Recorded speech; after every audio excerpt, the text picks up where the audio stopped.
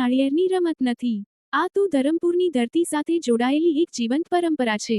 દિવાસા પર્વની ઉજવણી વચ્ચે ધરમપુરમાં જોવા મળ્યો એવો નજારો કે જ્યાં વરસાદી માહોલમાં પણ આદિવાસી સમાજનો ઉત્સાહ જરા પણ ઓછો ન થયો. વર્ષોથી ચાલી આવતી નાળિયેર ટપ્પા દાવની પરંપરા ફરી એકવાર લોકોમાં રોમાંચ જગાવી ગઈ. હાથમાં નાળિયેર, સામે હરીફ, અને પછી શરૂ થાય છે ઘા પ્રતિઘાનો જોરદાર ખેલ. રમતનો નિયમ સરળ પરંતુ રોમાંચ જબરદસ્ત. જે ખેલાડી સામેના ખેલાડીના નાળિયેરને ફોડી નાખે તેના નામે થાય વિજય. રમત દરમિયાન એક તરફ ખેલાડીઓમાં જીતનો જુસ્સો જોવા મળ્યો તો બીજી તરફ આસપાસ ઊભેલા લોકો પોતાના ખેલાડીઓને ઉત્સાહથી બિરદાવતા નજરે પડ્યા. ખાસ વાત એ છે કે આ પરંપરા માત્ર રમત પૂરતી સીમિત નથી. આ તો નવી પેઢીને પોતાની માટી, પોતાની સંસ્કૃતિ અને પોતાના વારસાની ઓળખ કરાવતી જીવંત કડી છે. દિવાસા પર્વ એટલે પ્રકૃતિ પ્રત્યે આદર, ખેતી પ્રત્યે આનંદ અને સમાજ સાથે મળીને ઉત્સવ મનાવવાનો અવસર. એટલે જ ધરમપુરમાં નાળિયેર ટપ્પા દાવની આ રમતમાં જીત હાર કરતાં પણ મોટી હતી એકતા, ભાઈચારો અને આદિવાસી સંસ્કૃતિનું ગૌરવ. આધુનિક યુગમાં પણ પોતાની મૂળ પરંપરાને જીવંત રાખતો ધરમપુરનો આ નજારો ખરેખર કહે છે કે માટી બદલાઈ શકે, સમય બદલાઈ શકે, પરંતુ પોતાની સંસ્કૃતિની ઓળખ ક્યારેય બદલાતી નથી. અને કદાચ આ જ છે દિવાસા પર્વનો સાચો રંગ. પરંપરા જીવંત, સંસ્કૃતિ જીવંત અને ધરમપુરનો જુસ્સો પણ એકદમ જીવંત. મારું નામ ડૉક્ટર હેમંત પટેલ છે. મારું વતન થલદરા ગામ છે. આજનો દિવસ દિવાસાનો દિવસ એટલે કે ધરમપુર અને ધરમપુરની આજુબાજુ વસતા તમામ અમારા આદિવાસી સમાજનો ઉત્સવનો દિવસ તરીકે મનાવવામાં આવે છે.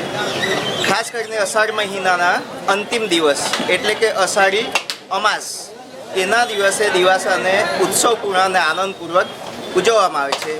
એના મુખ્ય કારણ છે કે અષાઢ સુધીમાં, અષાઢના અમાસ સુધીમાં, દિવાસાના દિવસ સુધીમાં જેટલા પણ આદિવાસી સમાજના તમામ ખેડૂતો, એમાં કોઈ પણ સમાજ હોય, ધોળિયા સમાજ, કુકરા સમાજ, વારલી સમાજ, હળપતિ કે નાયકા સમાજ, તમામની ખેતીના અનાજની રોપણીની પ્રક્રિયા પૂર્ણ થાય છે અને પૂરી થવાના હેતુથી આનંદ અને ઉત્સવ મનાવે છે.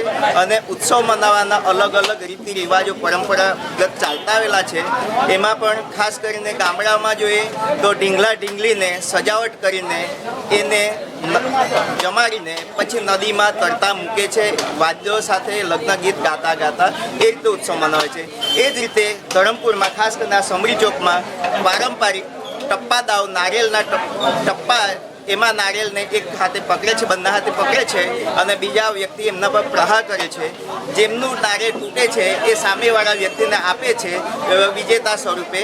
અને એ રીતે ઉત્સવ મનાવવામાં આવે છે, જે પરંપરાગત ચાલતો આવેલો ઉત્સવ છે.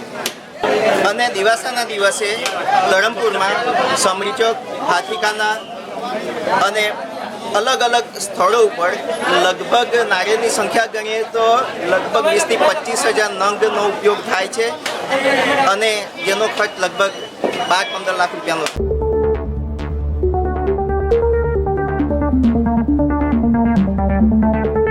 नमस्ते, ब्लू मून मोबाइल गैलरी में आपका स्वागत है। यहाँ आपको सभी प्रमुख ब्रांडों के फोन और अप्लायंस मिलेंगे। आज ही तुलसी एस्टेट, डुंगरी, वलसाड में हमसे मिलें।